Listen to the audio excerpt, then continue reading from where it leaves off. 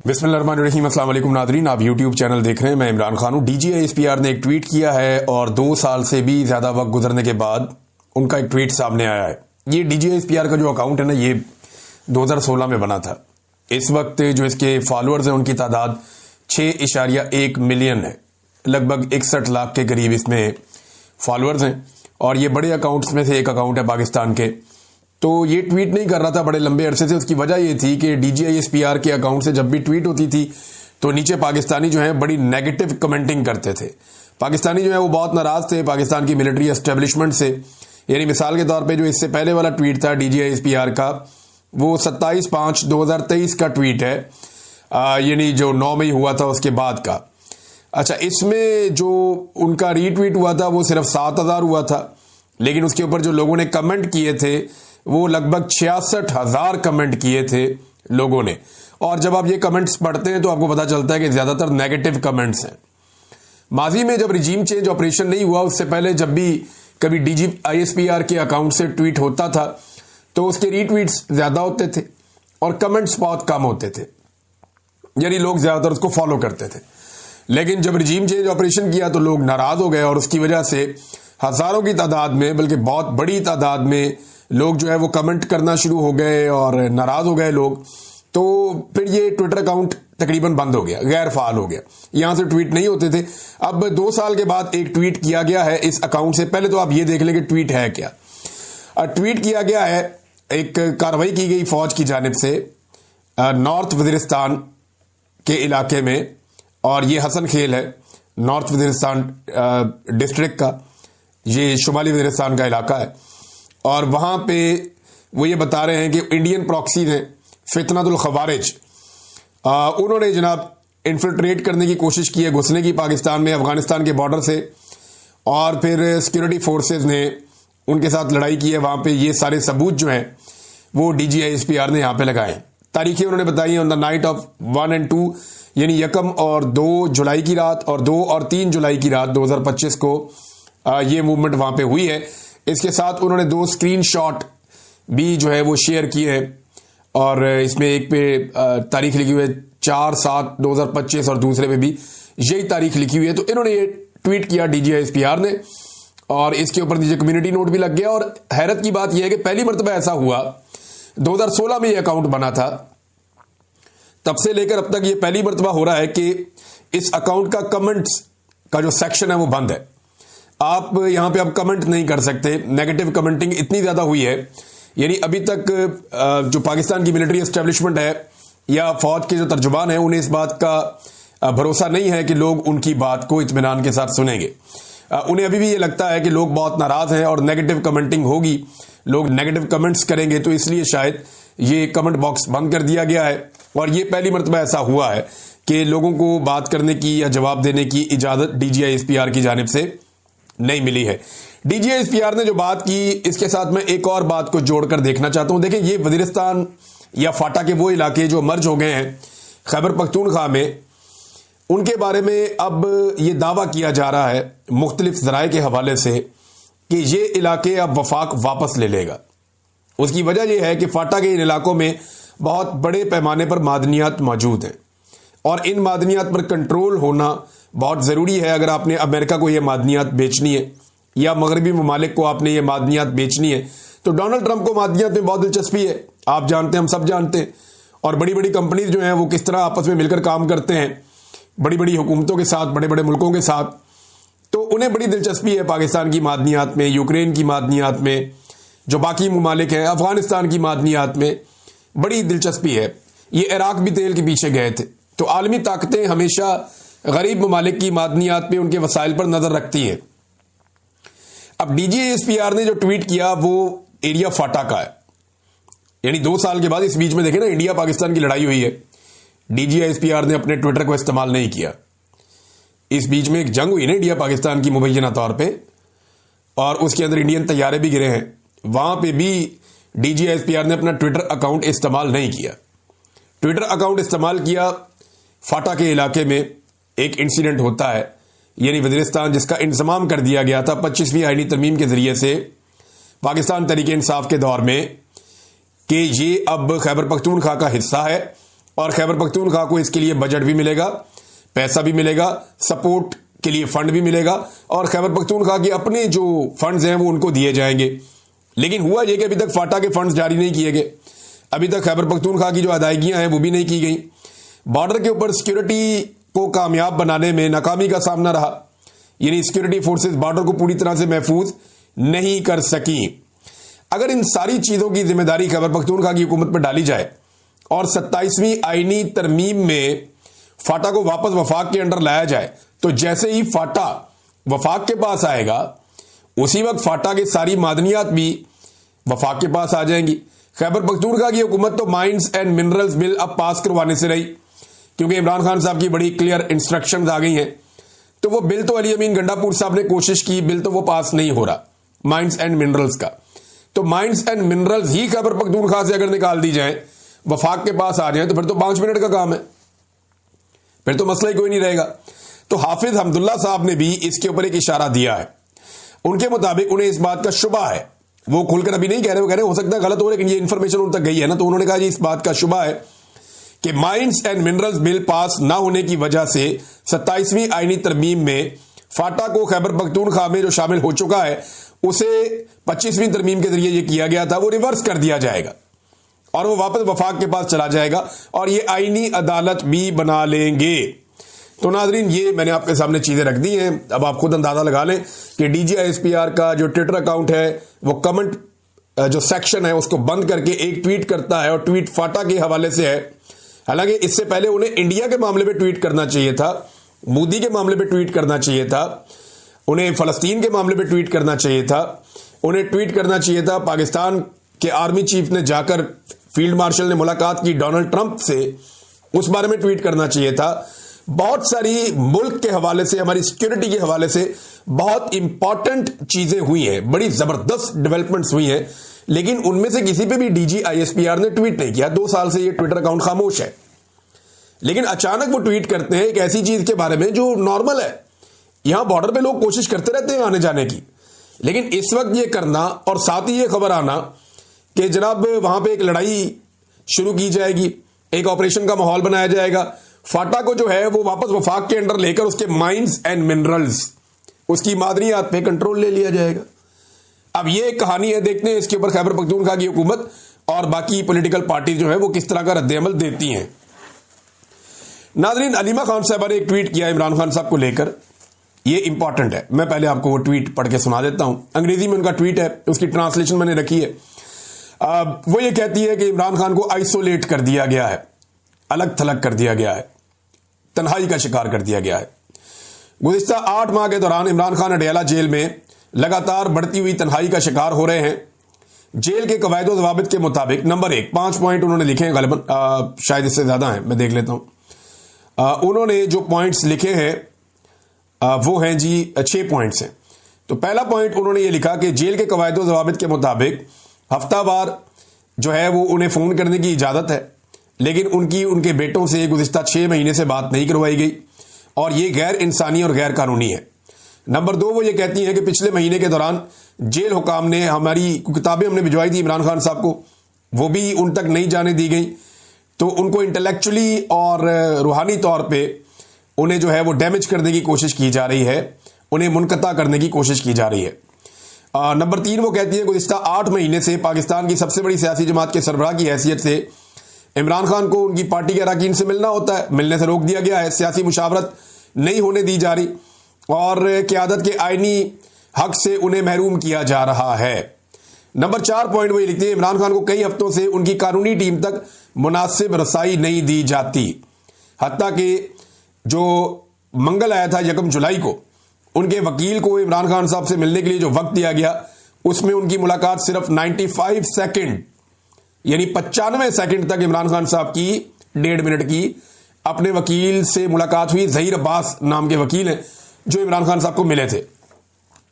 5वां पॉइंट वो ये लिखती हैं कि हमारे खानदान को कई महीनों से इमरान खान से मिलने से रोक दिया गया है। पिछले 3 महीनों से मैं और मेरी बहनें अडयाला जेल जाते हैं, पंजाब पुलिस जो है वो कई किलोमीटर पहले रोक देती है, हम 1.5 किलोमीटर पैदल चलते हैं, घंटों इंतजार करते हैं और उसके बाद भी सिर्फ डॉक्टर उज़मा खान और नौरीन नियाजी को अपने भाई से मुख्तसर मुलाकात की इजाजत है। जो पहले आधे घंटे का दौरानिया था और अब उसको 15 मिनट तक रह गया है। छठे नंबर पे एक बड़ा इंपॉर्टेंट नुकता उन्होंने बताया। उन्होंने कहा जी गुज़िश्ता 10 माह से इमरान खान के डॉक्टरों, डॉक्टर फैसल सुल्तान और डॉक्टर आसिम यूसुफ, इनको मुआयना करने की इजाजत नहीं दी गई। जरूरी तिब्बी निगहदाश्त से मुसलसल इनकार की वजह से उनकी सेहत को खतरे में डाला जा रहा है। अच्छा, उन्होंने ये कहा कि हमें यह बताया गया है कि इंतहाई जो है वो तन्हाई अडियाला को कंट्रोल करने वाले कर्नल की नहीं बल्कि मरियम नवाज की हदायत पर नाफिज की जा रही है।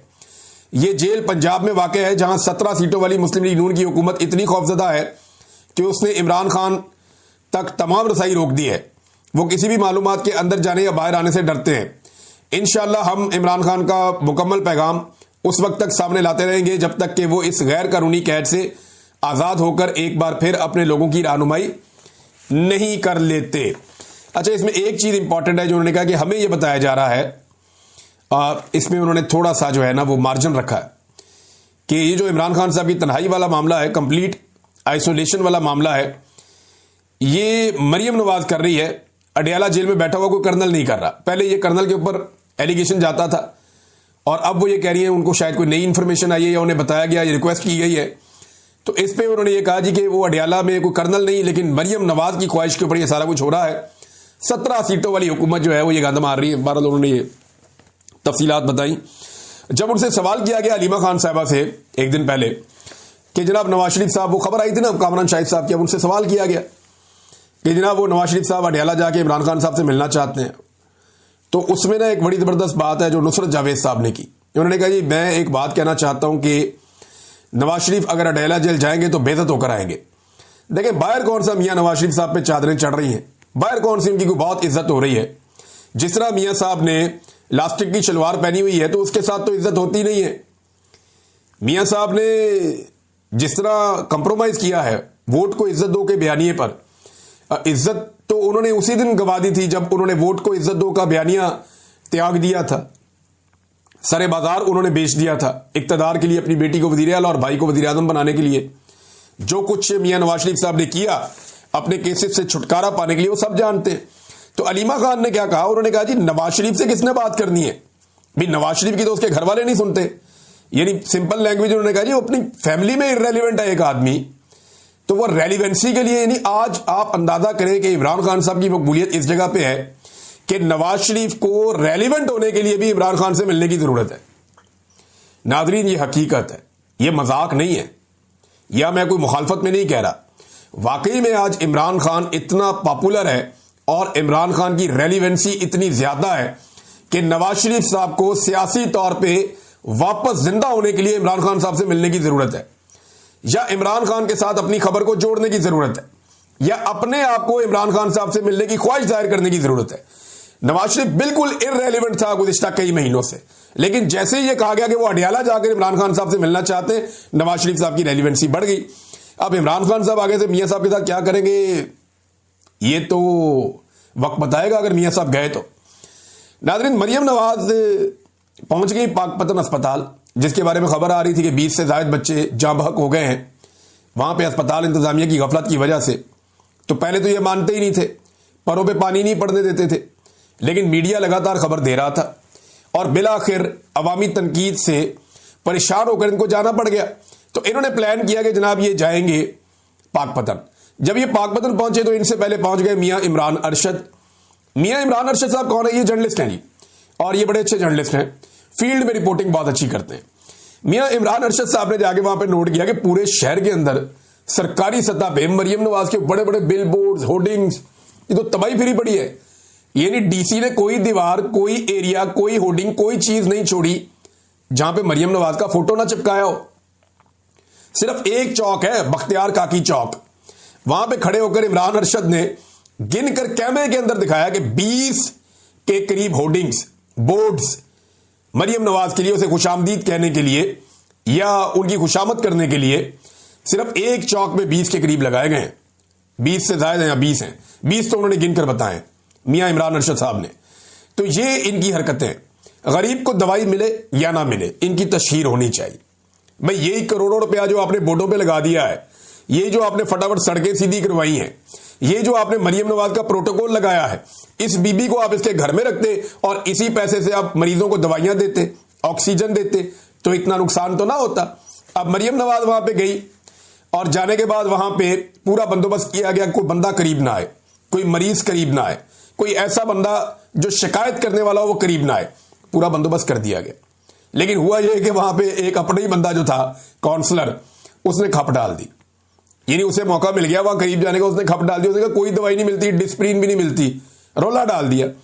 अब मरियम नवाज का वहां पे अगर आप एटीट्यूड पे गौर करें ना, वो वीडियो अगर आप निकाल के देखें तो मरियम नवाज उसकी बात भी नहीं सुन रही। बस सुन लिया ना, ठीक है कह दिया ना आपने, और हाथ का इशारा करके उसे रोक दिया, ये सुन लिया ना, 1 मिनट रुकें आप। ये किसी गरीब आदमी की बात सुनने के लिए भी तैयार नहीं है। ऐसी फिरौनियत है इनके अंदर। भाई जो गरीब आदमी की बात नहीं सुन रही, जो बेचारा दवाई मांग रहा है, वो पार्लियामेंट के अंदर तनकीद बर्दाश्त करेगी? यानी मरियम नवाज पे तनकीद करने का जुर्म इतना बड़ा है कि अब अरकान असेंबली इस बुनियाद पे नाअहल हो जाएंगे और इलेक्शन कमीशन ऑफ पाकिस्तान में रेफरेंस जमा करवा दिया जाके। स्पीकर पंजाब असेंबली ने ये जो रवायात कायम कर रहे हैं ना, ये इनके मुंह पर आकर वापस लगेंगी। ये वक्त आएगा, ये देखेंगे और ये पछताएंगे। बहरहाल इसी गुस्से में एमएस को फड़का दिया और सीईओ को भी अस्पताल के फड़का दिया मरियम नवाज ने कि भाई ये क्या हो रहा है यहां पे, आप मेरी बेइज्जती करवा रहे हैं। ये एमएस या सीईओ फड़काने से कुछ नहीं होगा। आपको चेक करना पड़ेगा कि फंड्स जा कहां रहे हैं। फंड्स की तकसीम और आपकी तरजीहात ठीक नहीं है आपकी हुकूमत की। जब से आपने हेल्थ कार्ड बंद किया है, हुआ यह है कि सारा प्रेशर सरकारी अस्पतालों पे आ गया है। हेल्थ कार्ड की वजह से ये मरीजों की बहुत बड़ी तादाद चली जाती थी प्राइवेट अस्पतालों में, इन्हें फिक्र ही नहीं होती थी। ये प्राइवेट अस्पतालों में बेहतरीन डॉक्टर से जाके अस्पतालों में जाके चेक करवा लेते थे, पैसा जो है वो इंश्योरेंस से चला जाता था। तो हेल्थ कार्ड का एक मंसूबा था जिससे बड़ी कामयाबी के साथ जो लोड है वो शिफ्ट हो गया था सारे के सारे अस्पतालों के ऊपर, प्राइवेट और सरकारी पे। अब जैसे ही आपने हेल्थ कार्ड की सहूलत बंद की है, वो सारा का सारा लोड वापस आ गया सरकारी अस्पतालों पे। सरकारी अस्पताल उस लोड के लिए तैयार नहीं है, ना पहले तैयार थे, और आपने फंड्स जारी नहीं किए। उसके बाद ये तो होना था जो हो रहा है। तो आपकी पॉलिसी में खराबी है, बंदों में उतनी बड़ी खराबी नहीं है। बंदे भी गलत होते हैं, बंदे भी 2 नंबरियां करते हैं। अच्छा, ऐसे लोगों को सजा मिलनी चाहिए, लेकिन एक्चुअल जो खराबी है वो आपकी पॉलिसी के अंदर है। एमएस और सीईओ हेल्थ जो है वो गिरफ्तार करवा दिए गए जनाब वहां पे। तो आपको पाकिस्तान के अक्सर अस्पतालों में अब यही करना पड़ेगा। आप जिस अस्पताल में जाएंगे, मेरे अस्पताल चले जाएं, वहां पे लोग पंखे अपने कंधों पे रख के लेकर आ रहे हैं, लाके लगा रहे हैं अपने मरीजों के लिए। वहां पे भी जाके आपको फिर डॉक्टर्स को, सीईओ को, एमएस को, सबको आपको मुअत्तल करना पड़ेगा, गिरफ्तार करवाना पड़ेगा। तो ये करप्शन आपको अपने अंदर रोकनी पड़ेगी, और जो इंटेलेक्चुअल करप्शन आपके अंदर है उसको रोकना पड़ेगा, उसको ब्रेक लगानी पड़ेगी। नाज़रीन, 2 बड़े अहम इशू हैं, मैं दोनों आपके सामने रख देता हूं। एक तो चीनी मजीद महंगी हो गई है और इसकी खबरें अखबारात में छप रही हैं हर जगह पे। 2 से 3 रुपए किलो मजीद चीनी महंगी हुई है। ये जो शुगर माफिया है ना, इन्होंने पाकिस्तान बनने से लेकर अब तक कभी इतनी दिहाड़ी नहीं लगाई जितनी दिहाड़ी इस रेजीम चेंज के बाद लगाई है। वजह यह है कि ये शुगर माफिया बेनिफिशियरी है इस पूरे रेजीम चेंज का। आप देखें ना, जितने भी लोगों की शुगर मिले हैं या शुगर के कारोबार से वाबस्ता हैं, वो सारे रेजीम चेंज के बाद इस सेटअप का हिस्सा है। कोई एक बंदा अपोजिशन के अंदर आप मुझे दिखाएं जो बैठे हो जाके, क्योंकि शुगर माफिया सारा का सारा इस रेजीम चेंज का हिस्सा है और बेनिफिशियरी है। लिहाजा ये दबा के पैसा बना रहे हैं, और जो दिहाड़ी इन्होंने लुटमार इन्होंने इस मर्तबा की है पाकिस्तान की तारीख में इन्होंने कभी नहीं की, और इन्हें पूछने वाला भी कोई नहीं है, क्योंकि एस्टेब्लिशमेंट इनके साथ मिलकर बैठी हुई है। वही चीनी एक्सपोर्ट करते हैं, वही इंपोर्ट करते हैं, कीमत 81 रुपए बढ़ा देते हैं। 61% का चूना लगाया इन्होंने इस कौम को, खरबों रुपए का, और अभी तक ये चूना लगा रहे हैं, और ये चूना लगाते रहेंगे क्योंकि रोकने वाला ही कोई नहीं है, इनके ऊपर हाथ डालने वाला ही कोई नहीं है। एक बड़ा अजीबोगरीब नाज़रीन और बड़ा खौफनाक स्कैंडल आया जेल से, और ये पकड़ा है खदीजा शाह साहिबा ने। हुआ ये है कि मैंने आपको कल बताया था कि उन्होंने जेल के बाहर टेस्ट करने के लिए कैंप लगाया कि जो लोग जेल में रहे हैं वो आके अपने मुफ्त टेस्ट करवा ले, ताकि पता चल जाए उनको कौन सी बीमारियां, उनका इलाज बर वक्त किया जा सके, क्योंकि 9 लोग इंतकाल कर गए हैं। जो लेटेस्ट इंफॉर्मेशन है उसके मुताबिक जितने लोग जेलों में गए उनमें से 9 लोग जेलों से बाहर आने के बाद इंतकाल कर गए हैं। इनको हार्ट अटैक का प्रॉब्लम हो रहा है, कुछ को कैंसर का प्रॉब्लम हो रहा है, और कुछ को प्रॉब्लम हो रहा है हेपाटाइटिस का। ये हो कैसे रहा है इसके बारे में एक अब तहकीक सामने आई है, और जितने भी वहां पे कैदी हैं उन्होंने आकर बताया कि हमारे साथ हुआ क्या है। हुआ यह कि जेल के अंदर जबरदस्ती कैदियों के बाल भी कटवाए जाते हैं और उनकी शेव भी करवाई जाती है, और एक ही औजार से नाई ये करता है, यानी नाई ब्लेड चेंज करने का किसी किस्म का तकल्लुफ ही नहीं करता। जेल है ना, जेल के अंदर कैदी क्या कह सकता है कि जनाब ब्लेड चेंज कर दो। वो नहीं चेंज करेगा तो आप क्या कर सकते हैं? वो यहां पे बैठ के शेव करेगा, उसकी करेगा, उसकी करेगा, उसकी करेगा और जबरदस्ती करवाते हैं। ये कैदियों ने बताया। कितनी खौफनाक बात है भाई। एक कैदी है, उसको कोई मौलिक बीमारी है, उसको हेपेटाइटिस है, कैंसर है या उसे कोई और बीमारी है, तो वही बीमारी जो है वो दूसरे कैदी में मुंतकिल हो जाती है जब आप उसी ब्लेड से दूसरे कैदी की शेव बनाते हैं। और ये खदीजा शाह ने बताया, बड़ी खौफनाक बात है। इसके ऊपर तो इक़दाम कत्ल के मुकदमात होने चाहिए सुपरिटेंडेंट जेल पे और बाकी लोगों के ऊपर। इसकी गैर जानिबदाराना तहकीकात होनी चाहिए। क्या वाकई में इंसानों को ये कीड़े मकोड़े ही समझ लिया है इन्होंने? और मैं तो मिसाल के तौर पे कहता हूं भाई, एक ही ब्लेड के साथ सारे कैदियों की शेव हो रही है, ये तो बहुत बड़ा जुर्म है। यानी ये कैसे हो सकता है? मुमकिन कैसे है? सरकारी बजट से जनाब आपको पैसे मिलते हैं, अब वो नाई आ गया, वो जबरदस्ती बिठा रहे हैं लाला के सिपाही कि जनाब इसके भी बाल काटो, इसकी भी शेव करो। जो नहीं करवाना चाहते उन्हें जबरदस्ती बिठाया जाता है और फिर उनकी शेव की जाती है। और वो कैदी ये बता रहे हैं कि एक ही ब्लेड से वो सबकी कर रहे होते हैं। अब बेशुमार लोग बीमार होते हैं। ये बीमारियां इस तरीके से फैली हैं। सेहतमंद लोग जेलों में गए, फिर उनके साथ जो सलूक हुआ, एक तो जो जेलों की कैपेसिटी थी उससे 3-3 गुना लोग ज्यादा जेलों में ठूंस दिए गए। उसके बाद जो उनसे सलूक किया गया, गंदा पानी पिलाया गया, फिर एक ही ब्लेड। ये बड़ा खौफनाक है। इस पे मुकदमात होने चाहिए, ये लोग गिरफ्तार होने चाहिए जिन्होंने ये किया। अगर आज नहीं होगा तो कल ये जरूर होना चाहिए। नाज़रीन, कुछ और खबरें हैं लेकिन यहां वक्त बहुत हो गया है। नेक्स्ट चीजें मैं आपके साथ शेयर करूंगा अगले वीलॉग में। अब तक के लिए इतना ही। अपना ख्याल रखिएगा, अपने इस चैनल का भी। अल्लाह हाफिज।